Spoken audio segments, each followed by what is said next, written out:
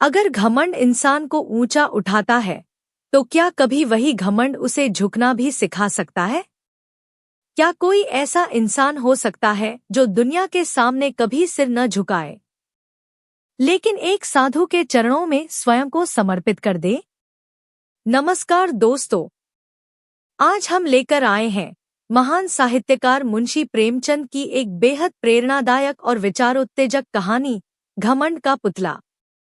यह कहानी हमें सिखाती है कि असली महानता क्या होती है और क्यों सच्चा सम्मान केवल शक्ति, धन या प्रसिद्धि से नहीं, बल्कि आत्मिक विनम्रता से मिलता है। तो आइए इस गहरी और दिल को छू लेने वाली कहानी में डूब जाते हैं। शाम हो गई थी। मैं सरयू नदी के किनारे अपने कैंप में बैठा हुआ नदी के मजे ले रहा था कि मेरे फुटबॉल ने दबे पांव पास आकर मुझे सलाम किया कि जैसे वह मुझसे कुछ कहना चाहता है। फुटबॉल के नाम से जिस प्राणी का जिक्र किया गया वह मेरा अर्दली था। उसे सिर्फ एक नज़र देखने से यकीन हो जाता था कि यह नाम उसके लिए पूरी तरह उचित है। वह सिर से पैर तक आदमी की शक्ल में एक गेंद था, लंबाई चौड़ाई बराबर। उसका भारी भरकम पेट, जिसने उस दायरे के बनाने में खास हिस्सा लिया था, एक लंबे कमरबंद में लिपटा रहता था, शायद इसलिए कि वह इंतहा से आगे न बढ़ जाए। जिस वक्त वह तेजी से चलता था, बल्कि यूं कहिए जुढ़कता था, तो साफ मालूम होता था कि कोई फुटबॉल ठोकर खाकर लुढ़कता चला आता है। मैंने उसकी तरफ देखकर पूछ, क्या कहते हो? इस पर फुटबॉल ने ऐसी रोनी सूरत बनाई कि जैसे कहीं से पिटकर आया है और बोला, हुजूर, अभी तक यहाँ रसद का कोई इंतजाम नहीं हुआ। जमींदार साहब कहते हैं कि मैं किसी का नौकर नहीं हूँ। मैंने इस निगाह से देखा कि जैसे मैं और ज्यादा नहीं सुनना चाहता। यह असंभव था कि मजिस्ट्रेट की शान में जमींदार से ऐसी गुस्ताखी होती। यह मेरे हाकिमाना गुस्से को भड़काने की एक बदतमीज कोशिश थी। मैंने पूछा, जमींदार कौन है? फुटबॉल की बौंछें खिल गईं। बोला, क्या कहूँ, कुंवर सज्जन सिंह। हुजूर, बड़ा ढीठ आदमी है। रात आई है और अभी तक हुजूर के सलाम को भी नहीं आया। घोड़ों के सामने न घास है न दाना। लश्कर के सब आदमी भूखे बैठे हुए हैं। मिट्टी का एक बर्तन भी नहीं भेजा। मुझे जमींदारों से रात दिन साबका रहता था, मगर यह शिकायत कभी सुनने में नहीं आई थी। इसके विपरीत वह मेरी खातिरतवाजों में ऐसी जौफिशानी से काम लेते थे जो उनके स्वाभिमान के लिए ठीक न थी। उसमें दिल खोलकर आतिथ्य सत्कार करने का भाव तनिक भी न होता था। न उसमें शिष्टाचार था, न वैभव का प्रदर्शन जो ऐब है। इसके बजाय वहाँ बेजा रसूख की फिक्र और स्वार्थ की हवस साफ दिखाई देती भी, और इस रसूख बनाने की कीमत काव्योचित अतिशयोक्ति के साथ गरीबों से वसूल की जाती थी, जिनका बेकसी के सिवा और कोई हाथ पकड़ने वाला नहीं।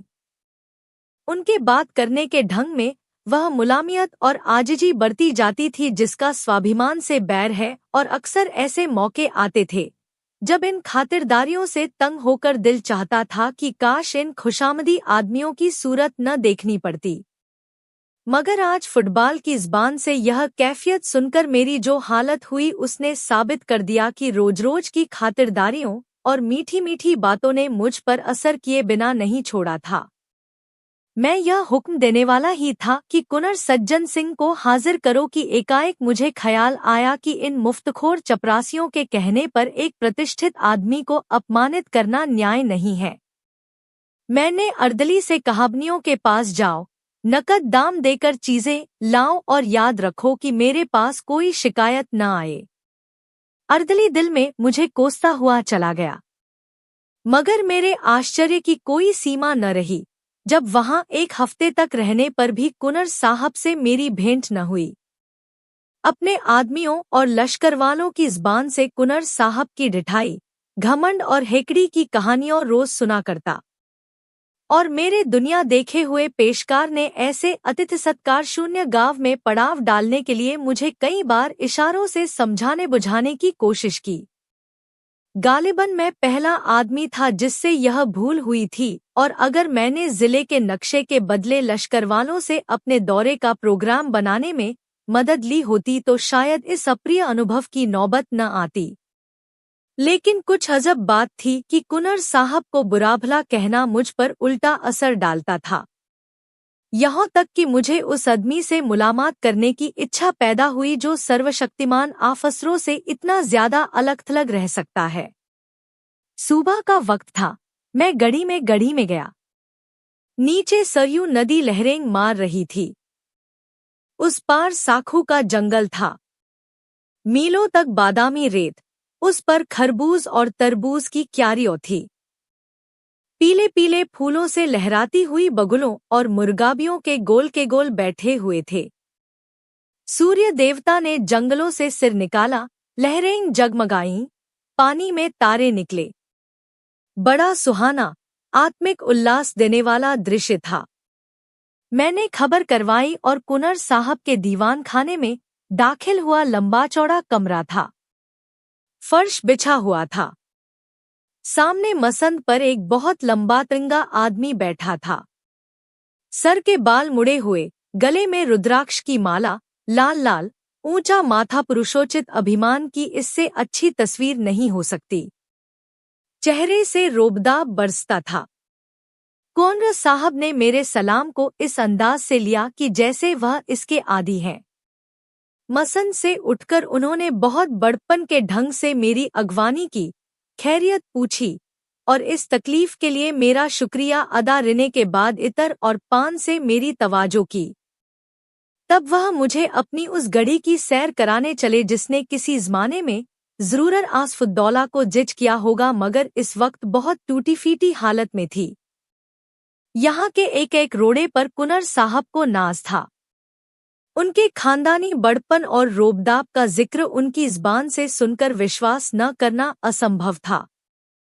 बयान करने का ढंग यकीन को मजबूर करता था, और वे उन कहानियों के सिर्फ पासबान ही न थे बल्कि वह उनके ईमान का हिस्सा थी। और जहाँ तक उनकी शक्ति में था, उन्होंने अपनी आन निभाने में कभी कसर नहीं की। कुंवर सज्जन सिंह खानदानी रईस थे।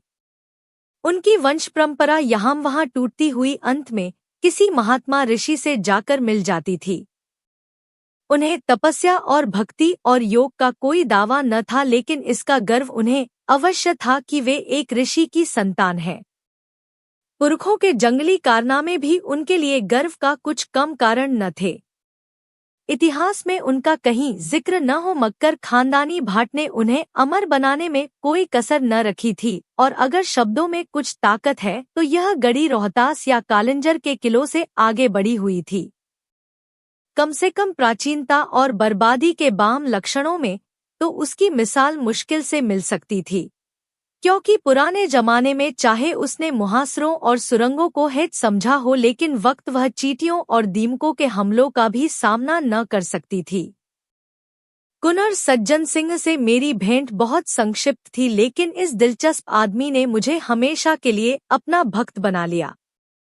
बड़ा समझदार, मामले को समझने वाला, दूरदर्शी आदमी था।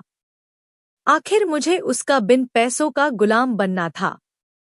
बरसात में सरयू नदी इस जोर शोर से चढ़ी कि हजारों गांव बर्बाद हो गए। बड़े बड़े तनावर दरख्त तिनकों की तरह बहते चले जाते थे। चारपाइयों पर सोते हुए बच्चे, औरतें, खूंटों पर बंधे हुए गाय और बैल उसकी गरजती हुई लहरों में समा गए। खेतों में नाच चलती थी। शहर में उड़ती हुई खबरें पहुंची। सहायता के प्रस्ताव पास हुए। सैकड़ों ने सहानुभूति और शौक के अर्जेंट तार जिल के बड़े साहब की सेवा में भेजे। टाउनहॉल में कौमी हमदर्दी की पुरशोर सदाएं उठीं और उस हंगामे में बाढ़ पीड़ितों की दर्दभरी पुकारें दब गईं। सरकार के कानों में फरियाद पहुंची। एक जांच कमीशन तैयार किया गया। जमींदारों को हुक्म हुआ कि वे कमीशन के सामने अपने नुकसानों को विस्तार से बताएं और उसके सबूत दें। शिवरामपुर के महाराजा साहब को इस कमीशन का सभापति बनाया गया। जमींदारों में रेलपेल शुरू हुई। नसीब जागे। नुकसान के तखमीन का फैसला करने में काव्य बुद्धि से काम लेना पड़ा। सुबह से शाम तक कमीशन के सामने एक जमघट रहता। ऑनरेबल महाराजा साहब को सांस लेने की फुर्सत न थी। दलील और शहादत का काम बात बनाने और खुशामद से लिया जाता था। महीनों यही कैफियत रही। नदी किनारे के सभी जमींदार अपने नुकसान की फरियादें पेश कर गए। अगर कमीशन से किसी को कोई फायदा नहीं पहुंचा तो वह कुंवर सज्जन सिंह थे। उनके सारे मौजे सरयू के किनारे पर थे और सब तबाह हो गए थे। गढ़ी की दीवारें भी उसके हमलों से न बच सकी थी, मगर उनकी जबान ने खुशामद करना सीखा ही न था और यहाँ उसके बगैर रसाई मुश्किल थी। चुनांचे वह कमीशन के सामने न आ सके। मियाद खत्म होने पर कमीशन ने रिपोर्ट पेश की। बाढ़ में डूबे हुए इलाकों में लगान की आम माफी हो गई। रिपोर्ट के मुताबिक सिर्फ सज्जन सिंह वह भाग्यशाली जमींदार थे जिनका कोई नुकसान नहीं हुआ था। कुंवर साहब ने रिपोर्ट सुनी मगर माथे पर बल न आया। उनके आसामी गढ़ी के सहन में जमा थे। यह हुक्म सुना तो रोने धोने लगे। तब कुंवर साहब उठे और बुलंद आवाजों में बोले, मेरे इलाके में भी माफी है, एक कौड़ी लगान न लिया जाए।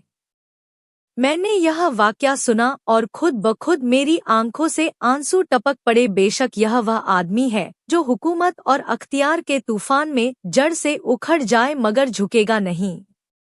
वह दिन भी याद रहेगा जब अयोध्या में हमारे जादूसा करने वाले कवि शंकर को राष्ट्र की ओर से बधाई देने के लिए शानदार जलसा हुआ। हमारा गौरव, हमारा जोशीला शंकर यूरोप और अमेरिका पर अपने काव्य का जादू करके वापस आया था। अपने कमालों पर घमंड करने वाले यूरोप ने उसकी पूजा की थी। उसकी भावनाओं ने ब्राउनिंग और शेली के प्रेमियों को भी अपनी वफा का पाबंद न रहने दिया। उसकी जीवन सुधा से यूरोप के प्यासे जी उठे। सारे सभ्य संसार ने उसकी कल्पना की उड़ान के आगे सिर झुका दिए। उसने भारत को यूरोप की निगाहों में अगर ज्यादा नहीं तो यूनान और रोम के पहलू में बिठा दिया था। जब तक वह यूरोप में रहा, दैनिक अखबारों के पत्रे उसकी चर्चा से भरे रहते थे। यूनिवर्सिटियों और विद्वानों की सभाओं ने उस पर उपाधियों की मूसलाधार वर्षा कर दी। सम्मान का वह पदक जो यूरोप वालों का प्यारा सपना और जिंदा आरजू है, वह पदक हमारे जिंदादिल शंकर के सीने पर शोभा दे रहा था और उसकी वापसी के बाद उन्हीं राष्ट्रीय भावनाओं के प्रति श्रद्धा प्रकट करने के लिए हिंदुस्तान के दिल और दिमाग अयोध्या में जमा थे। इसी अयोध्या की गोद में श्री रामचंद्र खेलते थे और यहीं उन्होंने वाल्मीकि की जादूभरी लेखनी की प्रशंसा की थी। उसी अयोध्या में हम अपने मीठे कवि शंकर पर अपनी मोहब्बत के फूल चढ़ाने आए थे। इस राष्ट्रीय कर्तव्य में सरकारी हुक्काम भी बड़ी उदारतापूर्वक हमारे साथ सम्मिलित थे। शंकर ने शिमला और दार्जिलिंग के फरिश्तों को भी अयोध्या में खींच लिया था। अयोध्या को बहुत इंतजार के बाद यह दिन देखना नसीब हुआ। जिस वक्त शंकर ने उस विराट पंडाल में पैर रखा, हमारे हृदय राष्ट्रीय गौरव और नशे से मतवाले हो गए। ऐसा महसूस होता था कि हम उस वक्त किसी अधिक पवित्र, अधिक प्रकाशवान दुनिया के बसने वाले हैं। एक क्षण के लिए अफसोस है कि सिर्फ एक क्षण के लिए अपनी गिरावट और बर्बादी का ख्याल हमारे दिलों से दूर हो गया। जय जय की आवाजों ने हमें इस तरह मस्त कर दिया जैसे महुअर नाग को मस्त कर देता है। एड्रेस पढ़ने का गौरव मुझको प्राप्त हुआ था। सारे पंडाल में खामोशी छाई हुई थी। जिस वक्त मेरी जबान से यह शब्द निकले, राष्ट्र के नेता, हमारे आत्मिक गुरु, हम सच्ची मोहब्बत से तुम्हें बधाई देते हैं और सच्ची श्रद्धा से तुम्हारे पैरों पर सिर झुकाते हैं। यकायक मेरी निगाह उठी और मैंने एक हृष्टपुष्ट हैकल आदमी को ताल्लुकेदारों की कतार से उठकर बाहर जाते देखा। यह कुंवर सज्जन सिंह थे। मुझे कुंवर साहब की यह बेमौका हरकत, जिसे अशिष्टता समझने में कोई बाधा नहीं है, बुरी मालूम हुई। हजारों आंखें उनकी तरफ हैरत से उठीं। जलसे के खत्म होते ही मैंने पहला काम जो किया वह कुंवर साहब से इस चीज के बारे में जवाब तलब करना था। मैंने पूछा, क्यों साहब, आपके पास इस बेमौका हरकत का क्या जवाब है? सज्जन सिंह ने गंभीरता से जवाब दिया, आप सुनना चाहें तो जवाब हूँ। शौक से फरमाइए। अच्छा तो सुनिए। मैं शंकर की कविता का प्रेमी हूँ, शंकर की इज्जत करता हूँ, शंकर पर गर्व करता हूँ, शंकर को अपने और अपनी कौम के ऊपर एहसान करने वाला समझता हूँ, मगर उसके साथ ही उन्हें अपना आध्यात्मिक गुरु मानने या उनके चरणों में सिर झुकाने के लिए तैयार नहीं हूँ। मैं आश्चर्य से उसका मुंह ताकता रह गया। यह आदमी नहीं, घमंड का पुतला है। देखें, यह सिर कभी झुकता या नहीं। पूर्णमासी का पूरा चांद सरयू के सुनहरे फर्श पर नाचता था और लहरें खुशी से गलों मिल मिलकर गाती थी। फागुन का महीना था, पेड़ों में कोपलें निकली थी और कोयल कूकने लगी थी। मैं अपना दौरा करके सदर लौटता था। रास्ते में कुंवर सज्जन सिंह से मिलने का चाव मुझे उनके घर तक ले गया, जहां अब मैं बड़ी बेतकल्लुफी से जाता आता था। मैं शाम के वक्त नदी की सैर को चला। वह प्राणदायिनी हवा, वह उड़ती हुई लहरें, वह गहरी निस्तब्धता, सारा दृश्य एक आकर्षक सुहाना सपना था। चांद के चमकते हुए गीत से जिस तरह लहरें झूम रही थी, उसी तरह मीठी चिंताओं से दिल उमड़ा आता था। मुझे ऊंचे कगार पर एक पेड़ के नीचे कुछ रोशनी दिखाई दी। मैं ऊपर चढ़ा। वहां बरगद की घनी छाया में धूनी जल रही थी। उसके सामने एक साधु पैर फैलाए बरगद की एक मोटी जटा के सहारे लेटे हुए थे। उनका चमकता हुआ चेहरा आग की चमक को लजाता था। नीले तालाब में कमल खिला हुआ था। उनके पैरों के पास एक दूसरा आदमी बैठा हुआ था। उसकी पीठ मेरी तरफ थी।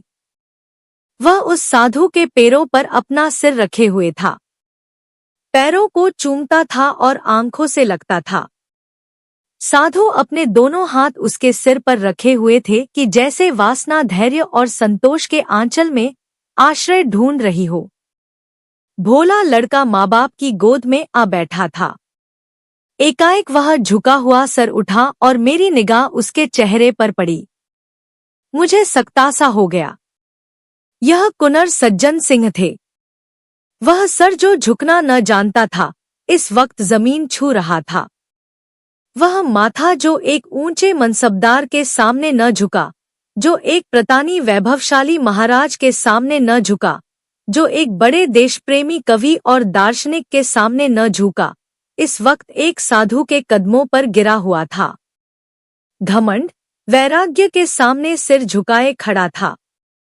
मेरे दिल में इस दृश्य से भक्ति का एक आवेग पैदा हुआ।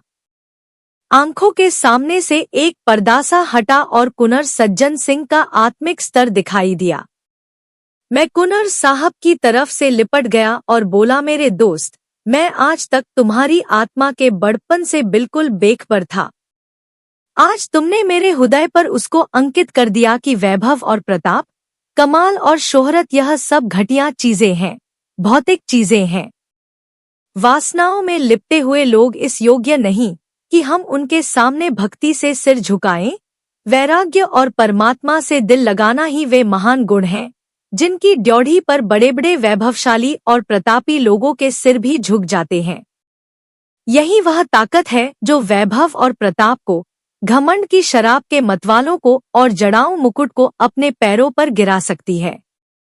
ए तपस्या के एकांत में बैठने वाली आत्माओं, तुम धन्य हो कि घमंड के पुतले भी पैरों की धूल को माथे पर चढ़ाते हैं।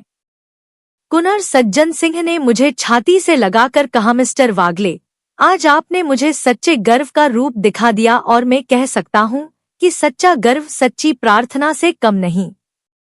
विश्वास मानिए, मुझे इस वक्त ऐसा मालूम होता है कि गर्व में भी आत्मिकता को पाया जा सकता है।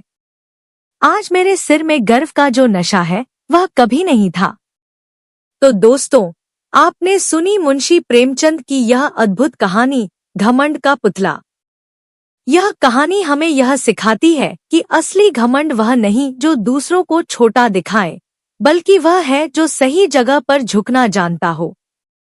सच्ची महानता विनम्रता और आत्मिक जागरूकता में ही छिपी होती है। अगर आपको यह कहानी पसंद आई हो तो वीडियो को लाइक करें, चैनल को सब्सक्राइब करें और अपने दोस्तों के साथ जरूर शेयर करें। आपकी राय हमारे लिए बहुत महत्वपूर्ण है, इसलिए कमेंट में जरूर बताइए कि आपको यह कहानी कैसी लगी। मिलते हैं अगली एक और शानदार कहानी के साथ। धन्यवाद।